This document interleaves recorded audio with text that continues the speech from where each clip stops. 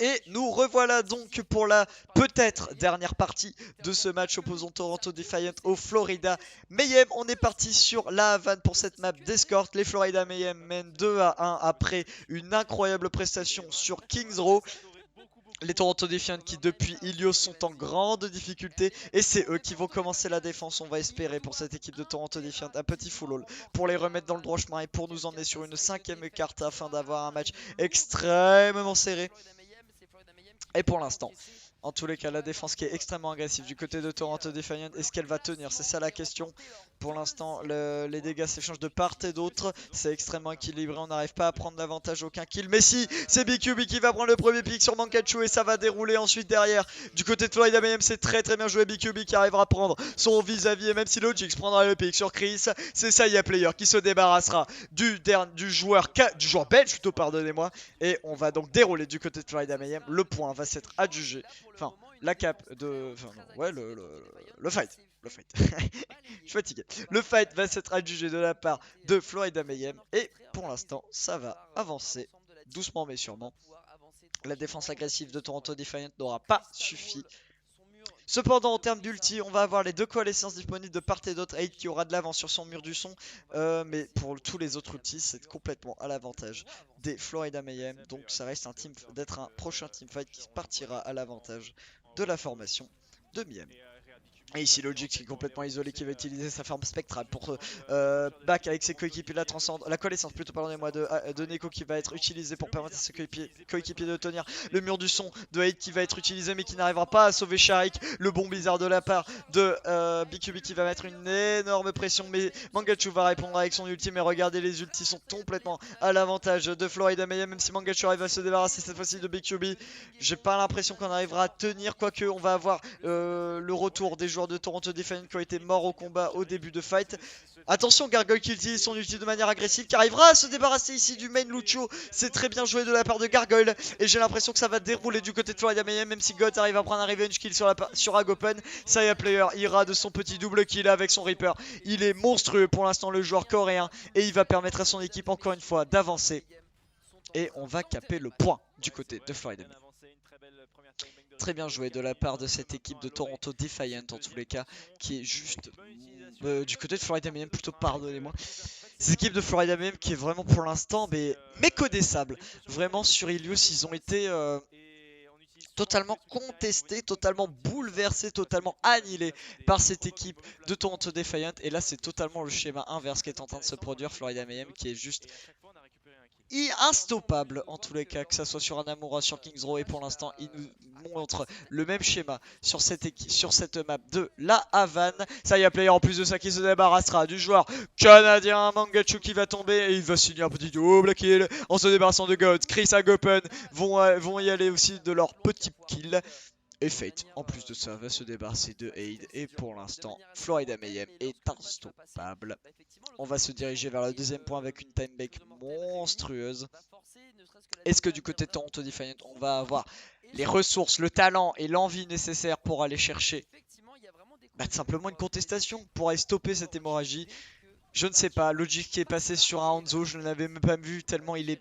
on le voit pas, il est invisible. Il se fait complètement counter par cette équipe de Florida Mayhem qui en plus de ça a une gestion des ultimates incroyable. À chaque fight ils en ont au moins 3 pour pouvoir engager. Et regardez-moi ça, 4 minutes 30 pour aller chercher le dernier fight. En plus de ça on a 4 ultis alors que du côté de Toronto Defiant on en a seulement 2. C'est très compliqué du côté de Toronto Defiant qui est en grande difficulté.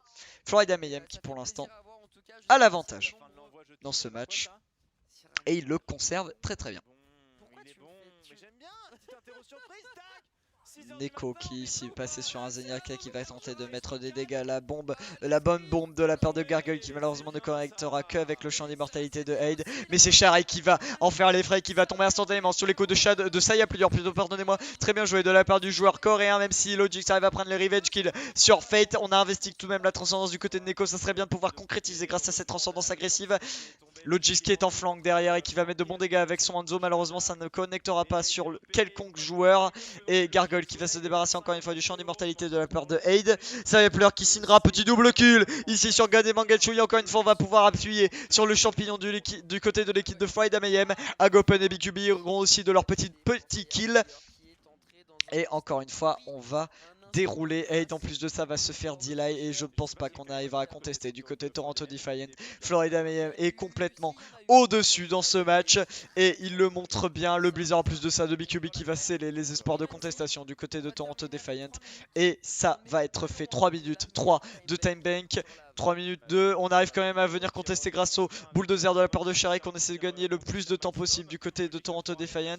Et même si la contestation est réelle du côté de Toronto Defiant, bah, la victoire elle est aussi du côté de Florida Mayhem. Et pour l'instant, 2 minutes 50 de time bank, 3 points pris sur la Havane. Toronto Defiant est dans 2 très mauvais draps.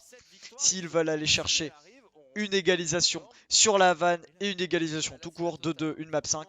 Pour l'instant, on est plus du côté d'un 3-1 pour sceller la victoire de Florida Mayhem. C'est ce qu'on va voir en tous les cas après cette phase d'attaque. En tous les cas, cette équipe de Florida Mayhem qui est incroyable depuis cette map d'Anamura. Il n'y a rien à dire. Ils dominent. Il n'y a pas grand chose à dire. Toronto Defiant n'arrive vraiment pas. Et Florida Mayhem est totalement largement au-dessus. Il n'y a pas grand chose à dire, Ils jouent extrêmement bien. Je suis forcément triste pour cette équipe de Toronto parce que je les adore. Mais les faits sont là. Florida Mayhem est en train de littéralement dominer cette formation. Et le match serré qu'on attendait ne l'est vraiment pas. Puisque là c'est vraiment Florida Mayhem qui domine. Ici, on a forcé instantanément le repli de BQB qui a forcé donc sa cryostase. Ça ne sera pas suffisant pour s'en débarrasser. L'objectif met de bons dégâts sur son Reaper. Malheureusement, il est forcé d'utiliser sa forme spectrale tellement il prend de pression et de dégâts. Florida Mayhem, Fate ici qui prend énormément de dégâts. Faut ici concrétiser. Et c'est Aid qui va se débarrasser du main tank. L'ancien joueur de LA Valiant, c'est très bien joué de la part de Aid et Logix et Sharik qui vont y aller de leur petit kill et qui vont, à l'instar de Florida Mayhem, dérouler sur ce premier fight. C'est très bien joué et peut-être que ça va donner du baume au cœur à cette équipe de Florida Mayhem qui va pouvoir appuyer sur le champignon et qui va pouvoir peut-être réaliser une attaque tout aussi bonne que Florida Mayhem. En termes d'ulti, on a largement à l'avantage puisqu'on va avoir un super chargeur, une autodestruction, un mur du son et une éclosion mortelle, alors que du côté de Florida Mayhem, on aura seulement les 2 ults défensifs et peut-être le Blizzard du côté de BQB pour pouvoir contester. Donc 5 ulti à 3 du côté de Toronto Defiant. Le prochain fight devrait être l'avantage de l'équipe canadienne, mais on ne sait jamais. On en a vu des surprises depuis le début de ce match et Florida Mayhem, ils sont capables de totalement bouleverser le fight. Et ça y a Player qui ira ici se faire récupérer par le joueur belge Logix. Malgré le mur du son de Chris, ça ne sera pas suffisant pour sauver ses coéquipiers. Logix qui fait un carnage avec son Reaper et qui va en plus de ça ne pas investir son éclosion mortelle, qui va la conserver et qui va signer un triple voire peut-être même quadruple kill dans ce fight. Logix, le joueur belge, qui reprend du baume au cœur à l'instar de toute son équipe et qui va dérouler. On a tout de même investi la coalescence et le mur du son de la part de Aid, là où on a investi les mêmes outils du côté de Florida Mayhem, mais on a tout de même réussi à conserver 3 outils du côté de Toronto Defiant et on aura quand même des ressources pour aller chercher un prochain fight, même si du côté de Florida Mayhem on en aura bientôt 4 en poche. C'est parti du côté de Toronto Defiant qui va engager donc certainement ce fight. Sharik qui met de bons dégâts avec sa Orisa qui va se faire attention isolé heureusement, mais malheureusement non, plutôt autant pour moi la fortification de la part de Sharik n'aura pas suffi. Le très bon boom de la part de Chris qui aura permis d'isoler ce dernier Big Gods qui aura en plus de ça absorbé le Blizzard de BQB, c'est très bien joué. Et puis le qui va nous signer un petit double kill et ça va permettre enfin du côté de Toronto Defiant d'engager peut-être un snowball. Et c'est magnifique malgré la perte de Sharik. On a eu une superbe réaction en tous les cas de l'équipe canadienne. Gods qui a absorbé le Blizzard de BQB qui a été totalement clutch et Logix qui est allé de son petit double kill grâce à son éclosion mortelle et on a pu dérouler du côté de Toronto Defiant. C'est très bien joué de la part de l'équipe canadienne qui est en train de nous proposer une vraie réaction dans cette phase d'attaque et ça fait plaisir à voir en tous les cas. On aura 3 ultis du côté de Florida Mayhem pour contester. On en aura Bientôt 3 également du côté de l'équipe de Toronto Defiant. C'est Shari qui va se débarrasser d'Agopen qui était en plus de ça en coalescence. C'est un excellent pick. Mangachu qui va dérouler en plus de ça sur Chris. C'est très bien joué. Neko qui va forcer la coalescence pour essayer d'éliminer les derniers contestataires et gagner le plus de temps possible. Et ça va suffire. Même si BQB aura pris le pick sur Logic, ça ne sera pas suffisant. Et pour l'instant, ce qu'on a vu en attaque du côté de Florida Mayhem, on est en train de le vivre du côté de Toronto Defiant. Et pour l'instant, c'est une superbe attaque avec une timing similaire. 4 minutes 40 pour aller chercher le dernier point. Rien n'est perdu pour Toronto Defiant qui va peut-être aller chercher une attaque tout du moins aussi bonne que Florida Mayhem.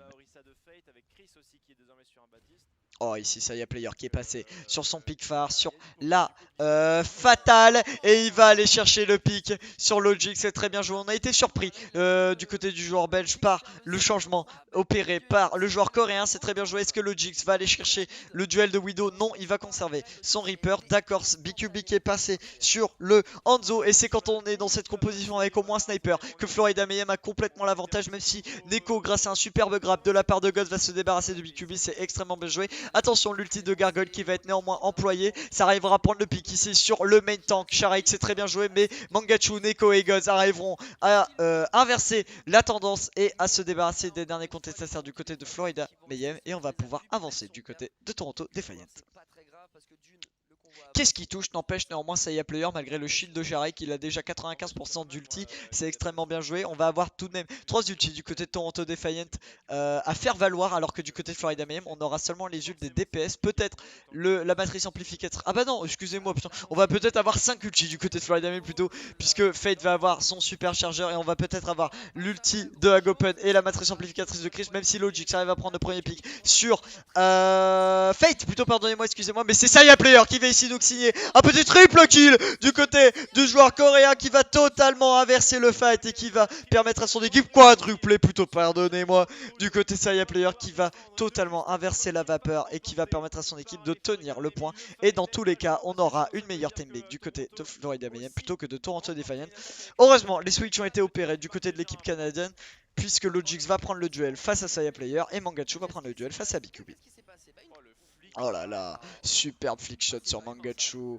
Oh là là, et Logix en plus de ça en éclosion mortelle qui ne pouvait strictement rien faire. Saya Player, que je vous avais dit, qui fait partie des meilleurs widows du monde, ce n'est pas pour rien. Et là il attend que quelqu'un soit au bout de son nez. Et c'est Logix qui a pointé le chien qui va se faire récupérer. Magnifique kill de la part de Saya Player. Mais c'est ça qu'on veut voir du côté Florida Mayhem. C'est ça qu'on veut voir du côté de Saya Player. Le joueur qui pendant la gosse soit a été benché, soit a été cantonné à un rôle de Brigitte. Mais quand il joue ses pics de cœur, quand il joue le Macri, quand il joue la Pharah plutôt pardonnez-moi, la Fatale, il est monstrueux. Saya Player, ça fait plaisir de le revoir dans ses bonnes œuvres, même si c'est face à une équipe que j'adore. En tant que fan d'Overwatch League, en tant que appréciateur, je ne sais pas si ça se dit de beaux jeux, et ben ça fait plaisir de revoir Saya Player sur son pic de cœur. Et pour l'instant, Florida Mayhem est en train de tenir la dragée haute à cette équipe de Toronto Defiant.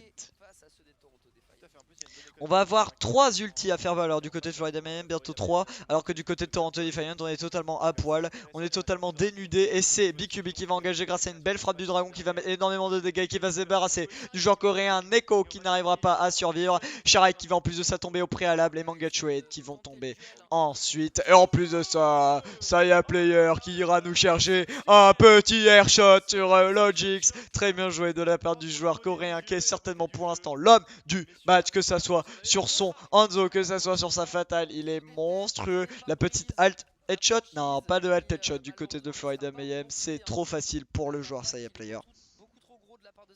Et on va en plus de ça encore avoir 4 ultis du côté de Florida Mayhem, alors que du côté de Toronto Defiant il nous reste plus que 1 minute et on va avoir seulement 3 ultis. Ça va être compliqué du côté de l'équipe canadienne pour aller chercher le point, surtout que BQB ira de son petit kill sur Sharik qui va perdre encore plus de temps à cette équipe de Florida Mayhem. Agopen qui va se débarrasser en plus du joueur canadien, et pour l'instant c'est Florida Mayhem qui déroule sans aucune contestation possible. Agopen et Saya Player qui mettent les petits headshots. Voilà, Agopen lui aussi il peut briller sur son Zenyatta. Je vous avais dit avec BQB qui parmi les nouvelles recrues de Florida Mayhem fait partie vraiment des bonnes révélations. Et il est en train de nous le montrer, l'ancien joueur de London Spitfire. Saya Player qui voilà met une bonne pression avec sa Widow. On va quand même avoir 3 ultis du côté, 4 ultis du côté de Toronto Defiant, mais encore une fois, le superbe kill sur Mangachu qui n'arrivera pas à tout simplement briller sur son pic. Et BQB qui va signer un petit double kill avec sa frappe du dragon. Et c'est fait pour les Florida Mayhem qui vont s'octroyer la victoire. Très bien joué après une map d'Ilios qui était largement à la domination de Toronto Defiant. C'est les Florida Mayhem qui ont réussi à inverser la vapeur et qui vont signer leur deuxième victoire du stage. C'est mérité du côté de Florida Mayhem, rien à dire, déçu pour mon équipe de Toronto Defiant. Mais quand on voit une telle domination, quand on voit un tel regain de forme de la part de Florida Mayhem, on peut être que content pour cette équipe. Voilà, c'est un player qui mérite en tous les cas d'avoir une formation qui lutte parmi les top teams d'Overwatch League. Je vous avais dit que BQB et Saya Player, c'était un duo de DPS qui était quand même de grands talents et on voit les mines quand même assez attristées de la part des joueurs de Toronto Defiant. C'est normal, Gods, d'être déçu, c'est normal. Mais on est tombé sur une équipe de Florida Mayhem qui a été largement meilleure. Faut pas avoir à rougir de cette prestation. Florida Mayhem a été monstrueux. Ce n'est plus l'équipe des 3 premiers stages. C'est une équipe qui renaît grâce à cette méta de 2-2 et qui a très clairement des arguments à faire valoir et qui peut-être pourrait même viser les playoffs de fin de stage. C'est tout ce qu'on souhaite à cette équipe de Miami. En tous les cas, c'était Costa. J'espère que vous avez apprécié ce cast en ma compagnie. C'était dans tous les cas un honneur d'avoir pu caster le retour de Saya Player dans ses grandes œuvres avec un magnifique Widowmaker. En tous les cas, j'espère que on aura d'autres matchs aussi surprenants, aussi fous dans cette Overwatch League. C'était Costa. Je vous dis à bientôt pour une prochaine vidéo. Ciao tout le monde, portez-vous bien.